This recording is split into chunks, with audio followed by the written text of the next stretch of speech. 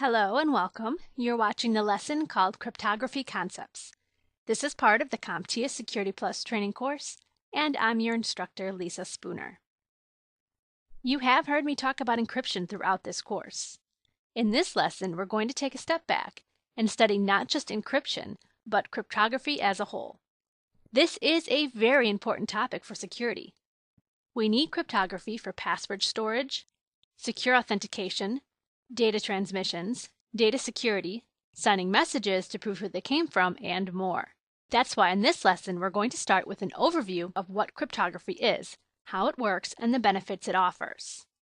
And after that we'll jump into some different cryptography concepts like symmetric versus asymmetric encryption, digital signatures, non-repudiation, encryption and decryption methods like block ciphers, stream ciphers, elliptic curve cryptography, or ECC, and quantum cryptography. There's also cryptographic hashing, transport encryption, and steganography. Then, at the end of this lesson, we'll have a discussion about using only proven cryptographic technologies.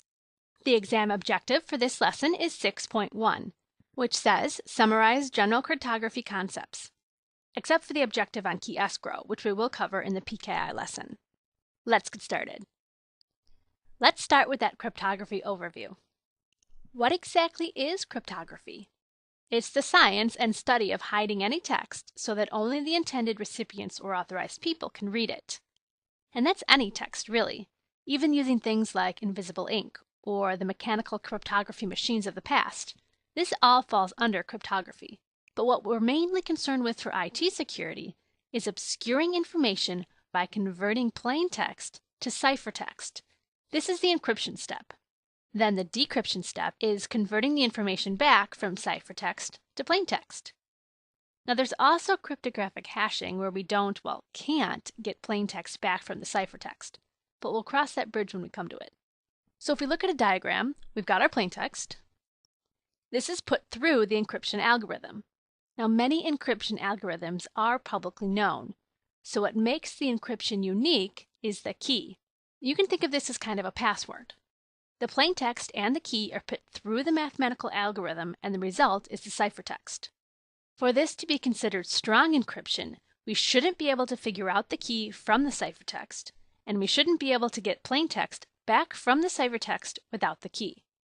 Then, when we need to use this text again, or once it's been sent to the recipient, the opposite happens with a decryption algorithm and key. The ciphertext this time and the key are run through the algorithm, and the result is our plaintext back again.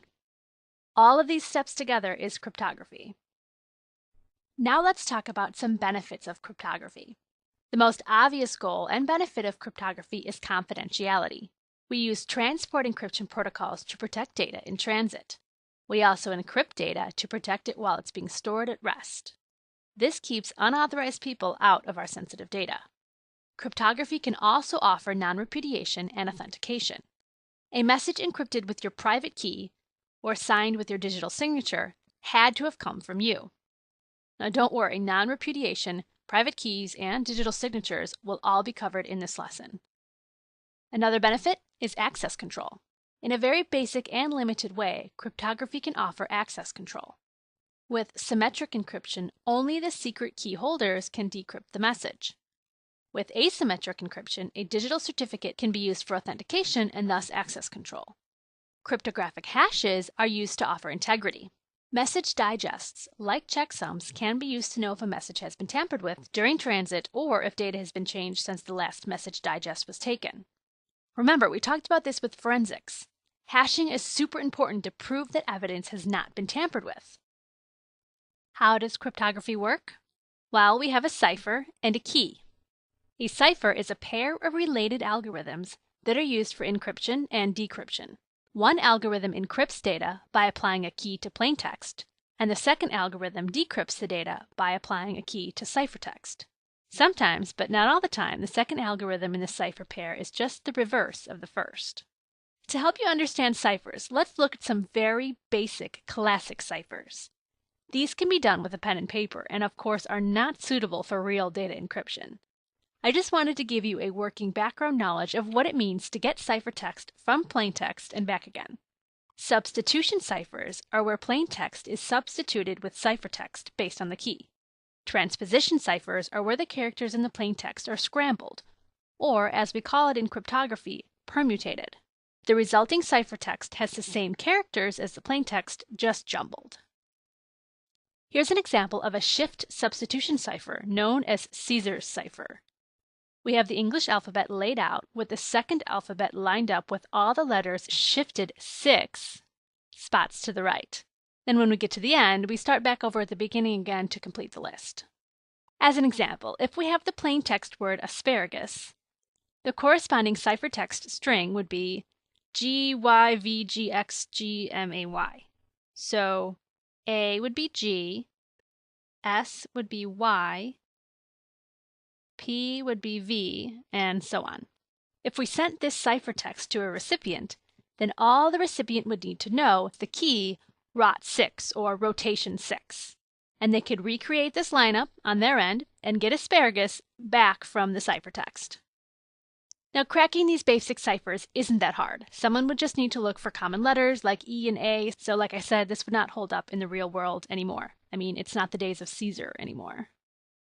All right, our first cryptography concept is symmetric versus asymmetric encryption. Symmetric is often referred to as secret key or shared key encryption. That's because the same secret shared key is used for both encryption and decryption. For this type of encryption, key management is the biggest concern. If there are two parties involved, a sender and a recipient, then both ends need a copy of the key, and they need to have gotten them securely. That's called key distribution. Now, whether two parties or just one is involved, keeping the secret key a secret is crucial. Okay, what if you have multiple pairs communicating? Does everyone use the same key? Well, that's not really secure. Okay, so then we have multiple keys to manage.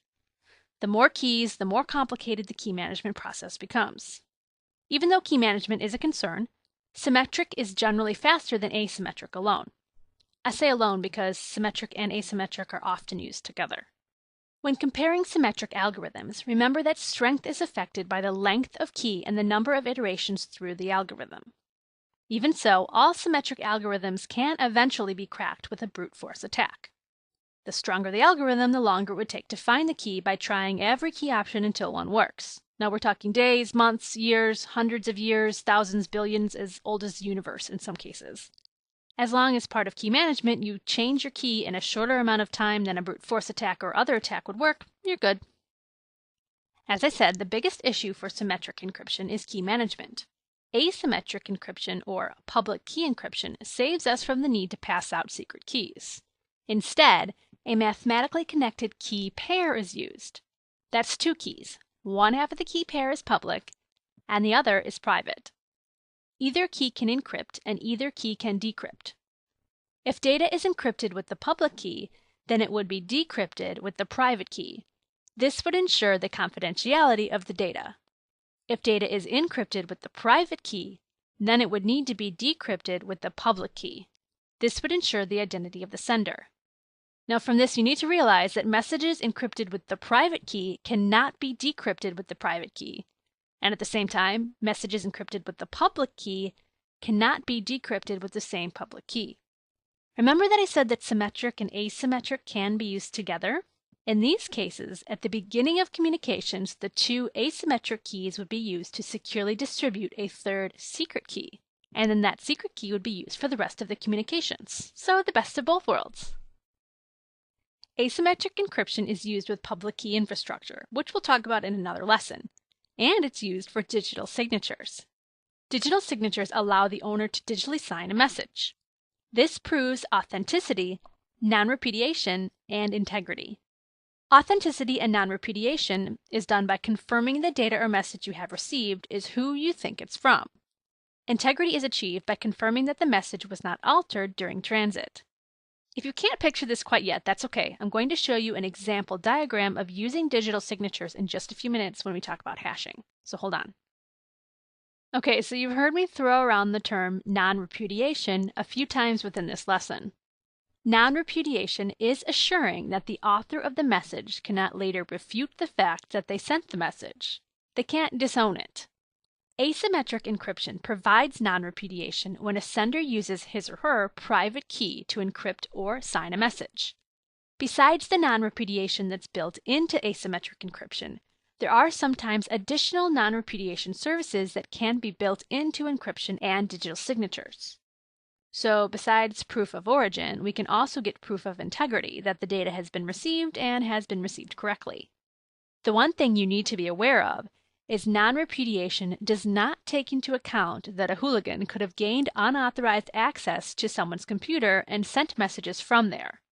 So non-repudiation only works if the private key in the key pair is kept private, including someone using the computer in which it resides. At this level of your security studies, you don't need to know how each algorithm mathematically works. But understanding the basics of the types of encryption methods will help you when choosing which algorithms to use on the different tasks in your environment. So in this part of the lesson, we're going to talk about the fundamental differences between methods. And then in another lesson, we'll add to that while discussing the relative strength and performance of some of the common algorithms themselves. So let's start with a few symmetric encryption methods. The first is block cipher, which breaks data up into fixed-length chunks of bits called blocks. Then these blocks are encrypted one block at a time. A common block size is 64 bits or 128 bits. If the last part of the message can only, say, fill up 110 of the 128 bits, then that block needs to be padded to take up the last 18 bits. The padding can be zeros and ones or more complex padding practices. For each block that's put through the encryption algorithm, the result is the same size blocks of ciphertext. So 64 bits of plain text gives us 64 bits of ciphertext out. As I said, block ciphers are symmetric encryption methods, which, as you know, means the same secret key is used for encryption and decryption. The trick to keeping block ciphers and other symmetric key methods secure is not reusing keys. Anytime there are two ciphertext blocks that were encrypted with the same key, this is a chance for an attacker to compare them and crack the encryption. Remember in another lesson when we talked about using initialization vectors to create a fresh key space every time? A good block cipher does not allow someone to deduce the key from looking at the ciphertext, and the outputted ciphertext needs to change dramatically if the input changes just a little. Block ciphers are slower than stream ciphers, which we'll talk about next. Stream ciphers are another symmetric encryption method. This time, a continuous stream of bits or bytes are encrypted one at a time instead of block by block. This results in a faster encryption that uses less processing power than block ciphers. Obviously, a secure stream cipher doesn't continuously use the same key. But even with initialization vectors and pseudorandom key generators, the key spaces will repeat eventually. The longer the period of time before a repeat, the better. Now on to an asymmetric encryption method, elliptic curve cryptography.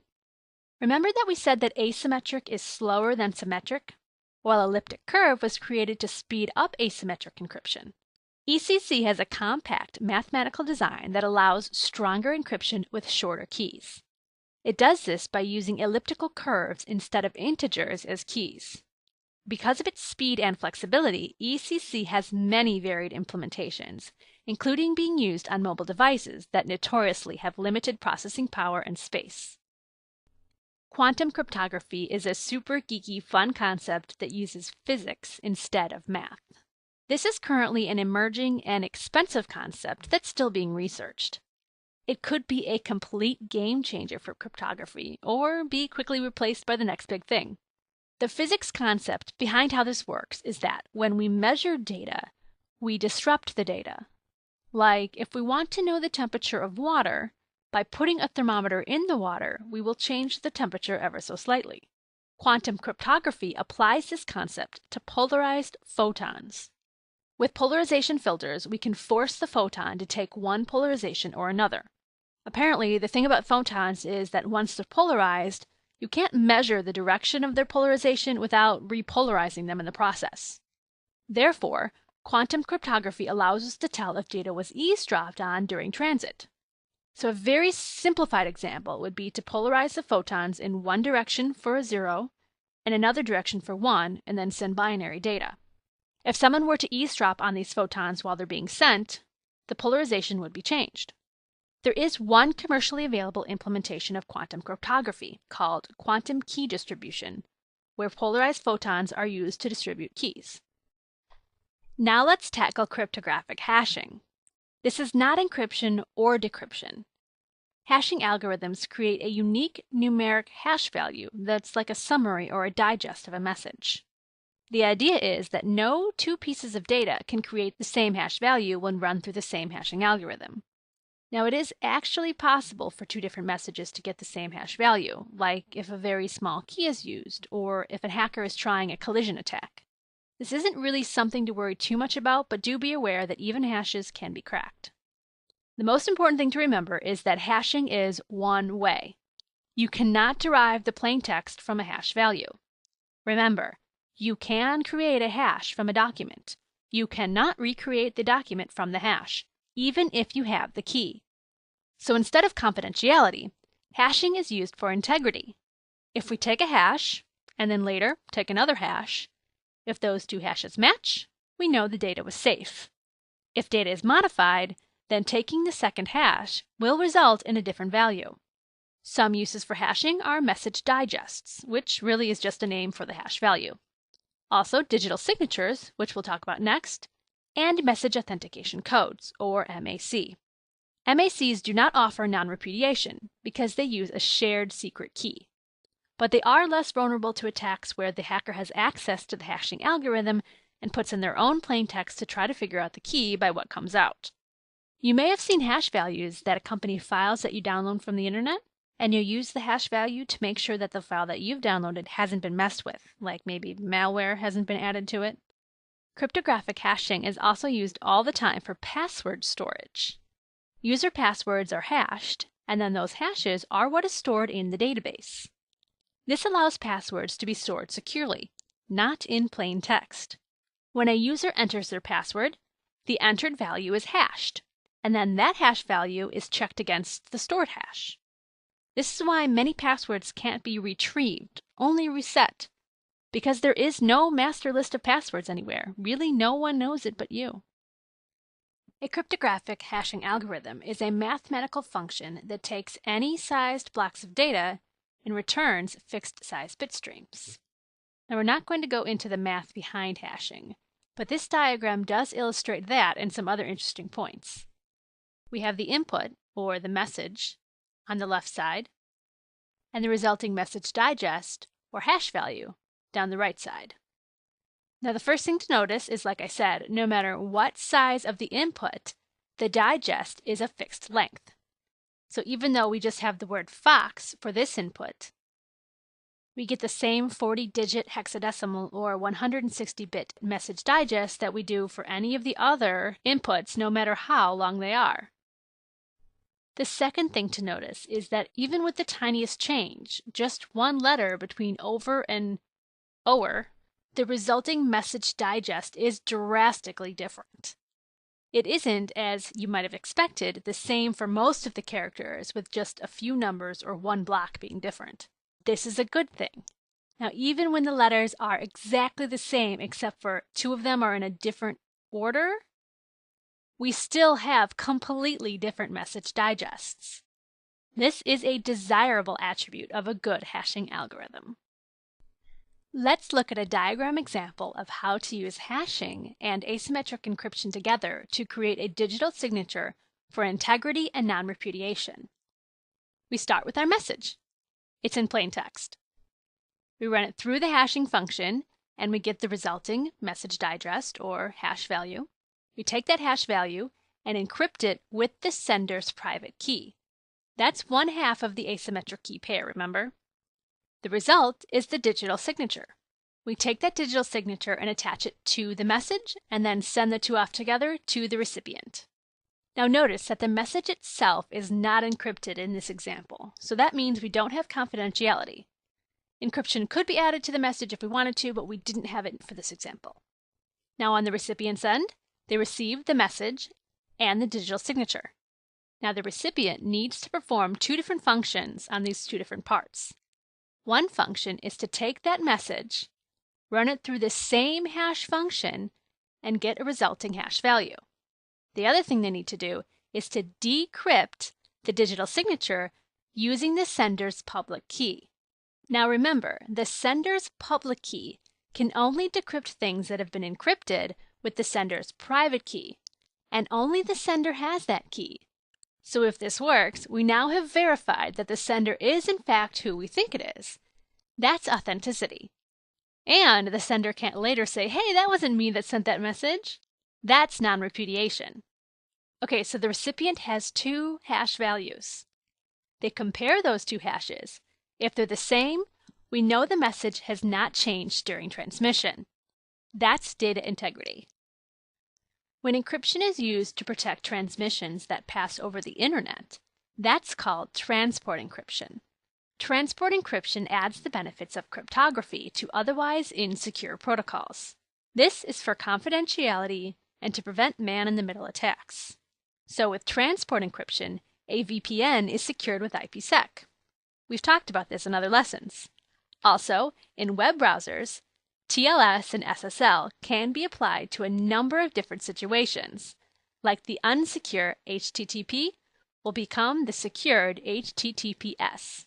And for data transfer and remote management, secure shell takes the place of telnet, and SFTP takes the place of FTP. Remember I said that we can use symmetric and asymmetric together with great results? Well, TLS is an example of this hybrid. TLS uses asymmetric encryption for the key exchange, but then symmetric encryption is used to protect all future communications. Again, the best of both worlds.